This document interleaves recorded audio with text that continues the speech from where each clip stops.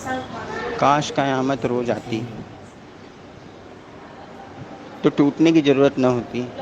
लोग आसपास जो एक साथ रखे गए हैं, लगता है जुड़े हुए हैं, फिर उनको टूटने की ज़रूरत न होती, वो बिखर गए होते। काश क़यामत रोज़ आती। कहीं कोई जुड़ाव नहीं, टूटने की तो बात ही छोड़ दिया। लोग कहते हैं सब टूट जाएगा।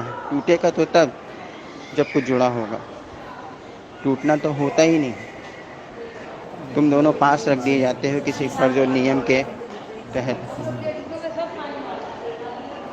और लगता है कि सब जुड़ा हुआ। वो जुड़ा नहीं है, बस एक जगह रखा हुआ है। ये क़यामत अगर आती, क़यामत अगर आती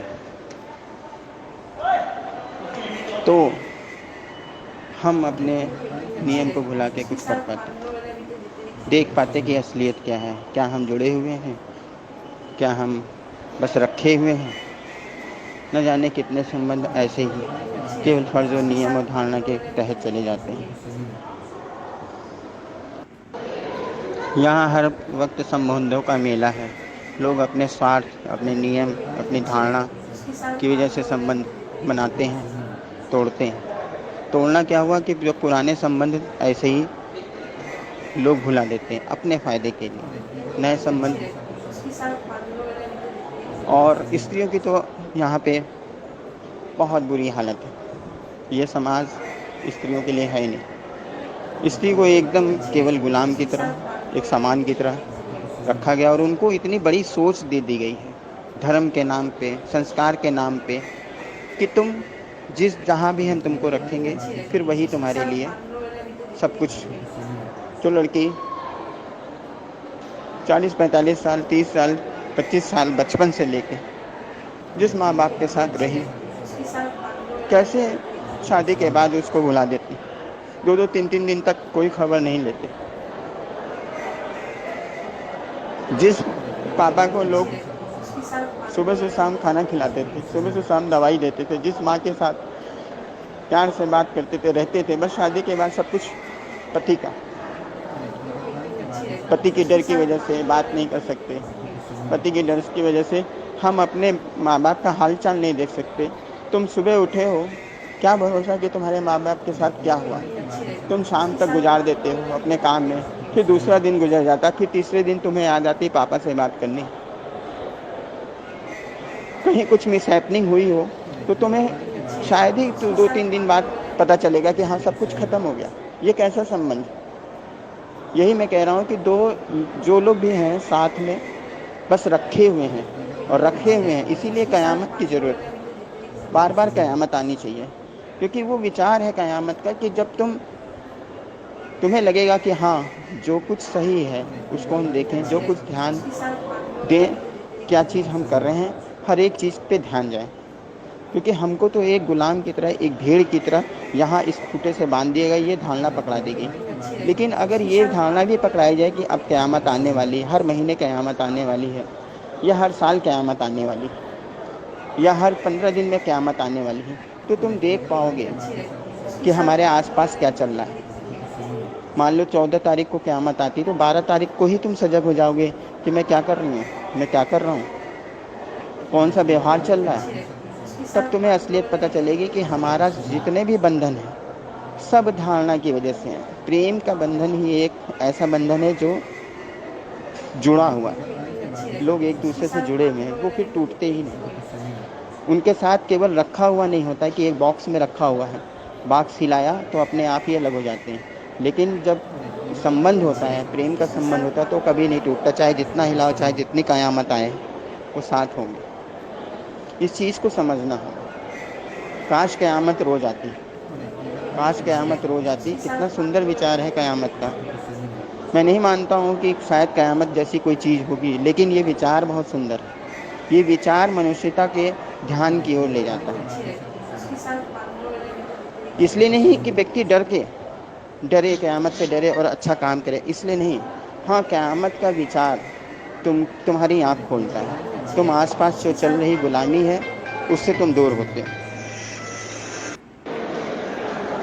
रात सोए, सुबह उठे, शाम आई, रात आई, क्या भरोसा किसी नींद के बाद तुम्हारी जब आंखें खुलें तो तुम्हारे आसपास के लोग समाप्त हो चुके हों। क्या भरोसा कि तुम कभी जीवित नींद के बाहर आ सको। हो सकता है नींद में ही चले जाओ। तो तुम क्यों झूठ की जिंदगी जी रहे हो। काश क़यामत रोज आती तो हम इस झूठ को देख पाते, प्रतिपल प्रतिपल झूठ को देख पाते। ये मृत्यु का विचार है और मृत्यु का विचार एकदम सटीक है, क्योंकि कोई भी व्यक्ति ऐसा नहीं जो ये नहीं जानता हो कि मुझे मरना है। तो मृत्यु का विचार हमको आध्यात्मिक की ओर ले जाता है।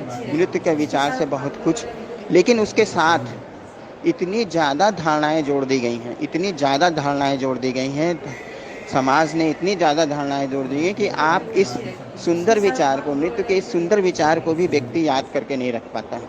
पूरे जीवन भर उसे कभी याद ही नहीं रहता है। वास्तव में अगर देखा जाए तो उसे याद ही नहीं रहता है कि उसको मरना है।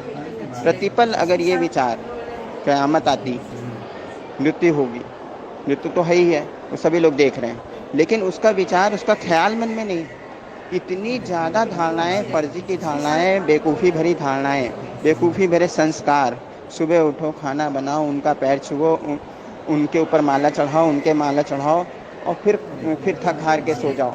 किसी की संबंध को तुम उसके साथ यूज होने के लिए तैयार हो जाओ, बस एक दिन कट गया, फिर इसी तरह कंटिन्यू कर जाए, इससे कट्टे कट्टे, लेकिन तुम्हें मृत्यु का ख्याल नहीं आता। जिस भी व्यक्ति को हर पल मृत्यु का ख्याल है कि अगले पर हमें मर जाना है, वो सन्यासी, वही आध्यात्मिक जीवन जी रहा है, वही एक सच्चाई के मार्ग पे है। सच्चाई का मार्ग कुछ नहीं, सच्चाई का मार्ग यही है कि जो आसपास चल रहा है बस उसको तुम देख लेना। क्या झूठ है, क्या पाखंड है, क्या धारणा से आया हुआ है, क्या संस्कार से आया हुआ। काश क़यामत रोज आती, काश क़यामत रोज आती तो हम पूर्ण रूप से तैयार होते इस क़यामत से मिलने के लिए, कि हाँ कहीं कोई व्यक्ति है जो मेरे कर्मों का फल देखेगा, जो मेरे किए को देखेगा, मुझे शर्मिंदा करेगा, मेरे अच्छे कामों को सराहेगा। काश क़यामत रोज आती।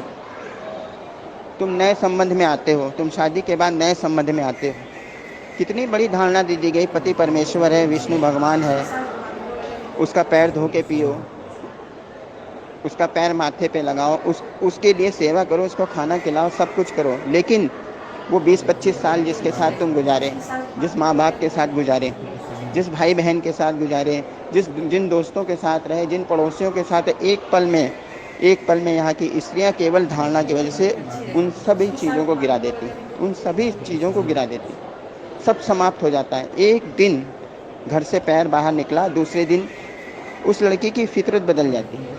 वो फितरत क्यों बदली? इतनी गहरी धारणा है जीवन के 1-2 हज़ार साल की, इतनी गहरी धारणा है कि वो आपके डीएनए में चला है, आप सोच ही नहीं पाते।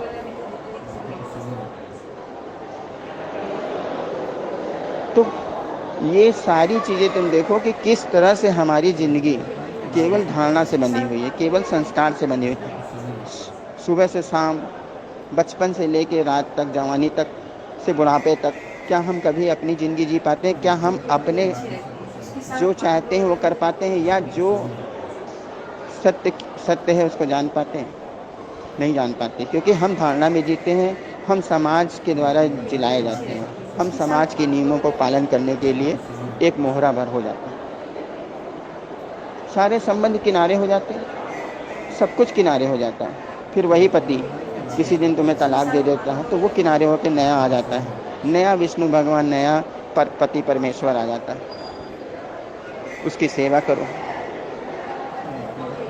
तो ये क्या है बात? मैं नहीं कह रहा हूँ कि संबंध तोड़ना जोड़ना के लिए फ्रीडम नहीं, हाँ फ्रीडम होनी चाहिए, सब कुछ की फ्रीडम होनी चाहिए तुमको, लेकिन हर एक चीज़ को जानते हुए तुम्हें उसका व्यवहार करना चाहिए। तुम व्यवहारित कैसे हो रहे हो, क्यों व्यवहारित हो रहे हो, क्या चीज़ तुम्हें करना है, क्या चीज़ नहीं करना, और क्या चीज़ तुम किसी नियम के तहत कर रहे हो, ये तुमको देखना है। यही सन्यास का जीवन है, यही सत्य का मार्ग है। सत्य का मार्ग कुछ और नहीं। पहले तो हम जो आसपास चल रहा है उन आवरण को तोड़ के थोड़ी देर बाहर रह के देख लें, ना आत्मा के विचार में रह के देखें, न परमात्मा के विचार में रह के देखें, न मंदिर के विचार में रह के देखें, न किसी समाज के विचार में। कम से कम खाली तो हो। ऊपर से नीचे तक तुम्हारे पास बंधन पड़े हुए हैं, 10 उंगलियां, 6 उंगलियां अंगूठी से भरी हुई हैं, हाथ खाली नहीं है, कलावा से बंधा हुआ, पैर खाली नहीं है, पैर में काला धागा बना हुआ है। पता नहीं कितने टिटिम्मे तुम शरीर में लेके चलते हो। कभी इन टिटिम्मों से बाहर आके देखा? कभी मुक्त रूप से बाहर आके देखा? कभी जंगल में गए, न्यूड होके घूमे? कभी किसी नदी में न्यूड होके नहाए? न्यूड का मतलब शरीर का ही नहीं, मन की भी नग्नता में कभी किसी के साथ रह पाए, स्वयं के साथ रह पाए? इसीलिए कयामत रोज आनी चाहिए। काश कयामत रोज आती।